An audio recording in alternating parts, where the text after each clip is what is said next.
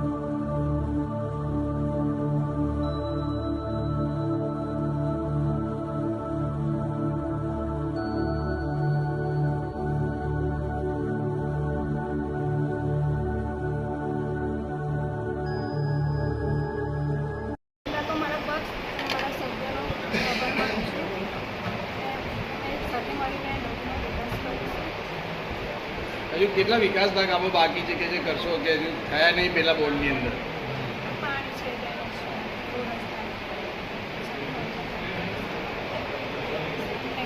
નૂરભાઈ તમે હાલ આજ રોજ ડભોઈ નગરપાલિકા પ્રમુખ અને ઉપપ્રમુખની ચૂંટણી એસડીએમ ઓફિસમાં યોજાઈ હતી। તેમાં પ્રમુખ તરીકે પુષ્પાબેન સતીશભાઈ રાવલ અને હું નૂર મોહમ્મદ મહોડાવાળા ઉપપ્રમુખ તરીકે વિજેતા થયા છે। તે બદલ કોંગ્રેસ પક્ષ અને ડભોઈના નગરજનોનો આ તબક્કે ખૂબ ખૂબ આભાર માનું છું અને ડભોઈના નગરજનોને વિશ્વાસ આપે છે કે આવનારા બોર્ડની અંદર જે કંઈક પણ કામો તમારા રાહ થતા હોય, કોઈ પણ પ્રોબ્લેમ હોય તો અમે એ પ્રોબ્લેમને સોલ્વ કરવા તત્પર છે અને આવનારા દિવસોની અંદર જે કંઈક તકલીફ પડે અને અમારું બોર્ડ એ નગરજનોને રાહત આપશે તેવી આપ સૌને ખાતરી આપું છું। હા, ગયા બોર્ડમાં તમે એવા કામ નથી ગયા કે જે હવે તમે કરવાના છો? પેલી ઘડે કેટલો વિરોધ કર્યો હતો કે આ વખતે તમે કામ પૂરા કરવાના? જે અમારી કોંગ્રેસ પાર્ટીની મેનિફેસ્ટોમાં છે એ તમામ મેનિફેસ્ટોના કામો આ બોર્ડ પૂરા કરવા તત્પર છે। જે રીતના ગટર, પાણી, રોડ, રસ્તા અને લારી ગલ્લાનો જે પ્રશ્ન છે તેને પણ અમે સારી રીતે સોલ્વ કરીશું। અસ્તુ, આભાર। ગયા બોર્ડમાં થયેલા ભ્રષ્ટાચાર થયો છે તો એને ઉજાગર કોંગ્રેસ કેટલું પ્રતિબદ્ધ છે આ કરવામાં? ભ્રષ્ટાચારની વિષય તો હવે કહેતો નથી। તમારે સરકારી નોકરીમાં ભરતી થવું હોય તો રૂપિયા આપીને જ ભરતી થાય છે। ભ્રષ્ટાચાર તો એટલો હદ વગરનો ભ્રષ્ટાચાર છે કે સવાલ જ નથી આવતો અને એટલો બધો ભ્રષ્ટાચાર કર્યો છે કે જ્યારે હું એગ્રોના ચેરમેન ગુજરાતના અંદર હતો ને એગ્રોના ચેરમેન થઈને મેં કરોડો રૂપિયાનું કૌભાંડ પકડેલું અને કરોડો કૌભાંડ પકડીને એમડીને અને મેનેજરને સસ્પેન્ડ કરેલું। 30 વર્ષના ઇતિહાસમાં કોઈ એમડીને યા કોઈ મેનેજરને સસ્પેન્ડ નથી કર્યું એ મધુ શ્રીવાસ્તવ અને ભ્રષ્ટાચાર કરતા હોય એને મેં છોડાવી। આજે આશીષભાઈની પદ્ધતિ જેલમાં હવે આ તો ઉલટી આશીષભાઈની પદ્ધતિ બળી રહી છે, પરિસ્થિતિ બળી રહી છે। એવી રીતે આમ પાર્ટીની અંદર પેલા વસાવા જીતા થયા અને એમને જેલમાં નાખ્યા પછી આજે જુઓ જ્યાં બી જાઓ ત્યાં જાહેર સભા કરે છે અને લોકો પબ્લિક કરે છે. એવું છે. બાકી તો આ લોકો મને જેલમાં નાખતા હોય ને, જેલમાં ટેવાયેલો છું ભાઈ, પણ જેલમાંથી છૂટ્યા પછી તમારી દશા શું થશે એ બી ચેલેન્જ છે મારી. મધુભાઈ, આજે અહીંયા આવ્યા છો, ડભોઈમાં કોંગ્રેસનું બોર્ડ બેસ્યું છે, શું કહેશો આ બાબત? આજે ડભોઈમાં નગરપાલિકાનું પંચની ચૂંટણી દરમિયાન મને આમંત્રિત કરેલા એના પ્રમુખે કે આપ હાજરી આપજો, એટલે હાજરી આપીને શાંતિપૂર્વક મતદાન થયું અને શાંતિપૂર્વક પ્રમુખની ચૂંટણી થઈ. અને હું તો બધા જેટલા ચૂંટાયેલા પ્રતિનિધિઓ છે નગરપાલિકાના, એમને બધાને એટલી જ વિનંતી કરું કે ડભોઈનો વિકાસ સારી રીતે કરજો, બધા મળીને કરજો અને જે લોકોને તકલીફ છે તકલીફ દૂર કરતા રહેજો. અગાઉ સાંભળેલું હતું કે આવું કરીશું તેવું કરીશું, એટલા માટે મારે આવવું પડ્યું હતું કે બધા બાહુબલીની વાતો કરતા હોય ને તે બાહુબલીને ગજવામાં મૂકીને ચાલતો આવ્યો છું અને આજે સપોર્ટ કરવા આવ્યો છું કોંગ્રેસને, એના માટે કે સારા વિકાસ કરે, સારા કાર્ય કરે.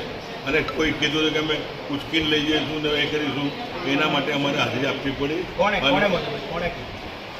કોને કીધું એટલે તમારા અહીંના ચૂંટાયેલા પ્રતિનિધિએ, મારું નામ નહીં કેવું, સમજી જાઓ. જેને મેં હરાયો એને જીતાયો એને કહું છું. જે વ્યક્તિ બહુ ઘોડા પર ફરતો હોય ને, ઘોડા પર લાયક નથી ભાઈ. હું તો મોઢે કિનારે વ્યક્તિ છું, સવાલ આવતો નથી. આ તો શાંતિપૂર્વક ચૂંટણી પતી ગઈ, બહુ સારું છે. જરા કંઈક થયું હોત તો તકલીફ થાત, અગાઉ લોકોને બી તકલીફ થઈ જેવી રીતે તકલીફ ના થાય એના માટે અમે શાંતિપૂર્વક ચૂંટણી પતી. મધુભાઈ, વિકાસની વાત કરવામાં આવે, વિકાસ કેવો લાગે છે તમને કે હવે ડભોઈમાં શું જરૂર છે તમને કે વિકાસ તમે કરી શકો કોંગ્રેસના બોર્ડથી? ડભોઈમાં પેલું તો ડ્રેનેજનું કામ કરવા જેવું છે અને પેલું પાણીનું પ્રેશર આવે પીવાના પાણીનું એ ને રોડ, આ ત્રણ વસ્તુ જરૂરિયાત વસ્તુ હોય છે એ કરવા જેવી જે જરૂર છે. જ્યાં જ્યાં ગલીઓમાં પથ્થર ફેરવી નથી ત્યાં પથ્થર ફેરવી કરે અને સારું કાર્ય કરે એ શુભકામના પાઠવું. આજના જે કોર્પોરેટર ને પ્રમુખ ઉપપ્રમુખ છે જે કોંગ્રેસના, એ લોકોને શુભકામના પાઠવું છું અને સારા કાર્ય કરો અને સારા વિકાસના કામ કરો. અને સાથે સાથે કોઈ દુઃખી આવ્યો હોય તો એના દુઃખ દૂર કરવાના પ્રયાસ કરો.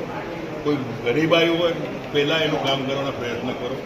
તો રાજકારણમાં જેને જંપલાવવું હોય ને રાજકારણમાં કામ કરવું હોય તો પહેલાં નીચલા વર્ગેથી કામ કરો. જે લોકો જમીનમાં છે એ લોકોને તો કરો, પછી બીજા લોકોને કામ કરો. બાકી મોટા લોકોના કામ તો પૈસા આપણને કામ થતા જ હોય છે કે જેવી રીતે અદાની અડવાની બધા થાય છે એ વાત નહીં. આ નીચલા પાયાની કામ છે નગરપાલિકા, એટલે ડભોઈ નગરપાલિકાને મજબૂત બનાવવા માટે પહેલાં ડ્રેનેજની લાઈન કરવી જોઈએ, ના હોય તો જૂની હોય તો નવી લાઈનો કરાવો. પાણીની લાઈનો છે જે પેશનની લાઈન નહીં આવતી, પેશનની પાણીની લાઈનો કરાવો. એવા કાર્ય કરશો જીવન જરૂરતના તો જીવનભર લોકો ડભોઈના મતદારો તમને ભૂલે નહીં અને તમારું કામ કરશે. વિકાસની વાત કરીએ, વિકાસમાં શું તમે જોરસ્યા કરવાનું ડેવલપમેન્ટ હોતું ને અત્યારે જે છે ડેવલપમેન્ટ છે કે નથી? અત્યારે તો ખાલી જમીન ખરીદવાની, બિલ્ડિંગ બનાવવાના ધંધા છે, બીજા કોઈ ધંધા નથી. સાચી વાત તમને કહું તો કે ભાઈ તમે આઈને પ્રતિનિધિ બનીને તમે જમીનો લો, જમીનોની બિલ્ડિંગો બનાવો અને મોટા મોટા બિલ્ડિંગો બનાવો અને ભાગીદારીનું કામ કરતા હોય એ કાર્ય કર્યું છે. તો ખરેખર વિકાસ કરવો જરૂરી છે. વિકાસ તો અગાઉ ડોલાર સાહેબ મારા જોડે હતા, ડોલારે ડભોઈને વડોદરાનો રોડ બનાવ્યો છે, એ મારા સામે મંજૂર થયેલા છે. બધા કામો મંજૂર થયેલા આવડે થઈ ગયા. આવડેના ચૂંટાયેલા પ્રતિનિધિએ કશું કર્યું નથી. આવડેના ચૂંટાયેલા પ્રતિનિધિએ ખાલી બંકાસ માર્યા છે કે હું આ છું ને દેવ છું અને ફલાણું નથી દીકરો. એ બધી વાતો ખોટી છે એમની. એમને જે ફાંકો હતો એ ફાંકો વડોદરા શહેરમાં મેં ઉતાર્યો છે. મારી છોકરીને બી જીતાડી લાવ્યો છું, મારા આશિષ જોશીને બી જીતાડી લાવ્યો છું અને ત્રીજા ત્રણ જેમને જોડાયો કે ભાજપના સાથે રહીને ભાજપને મારી સાથે ભાજપના લોકોએ જે ગદ્દારી કરી છે એ ગદ્દારોને શીખવા માટે એટલા માટે બીજેપીના અંદર ઘૂસીને કોર્પોરેટર ચૂંટાઈને લાવ્યો છું વડોદરા શહેરમાં. એ જ પ્રમાણે ડભોઈ નગરપાલિકાના અંદર બી આ જ પ્રમાણે થયું છે તે અભિનંદન આપવા આવ્યો છું કે તમે પ્રમુખને ઉપપ્રમુખ અને બધા જ સભ્યોને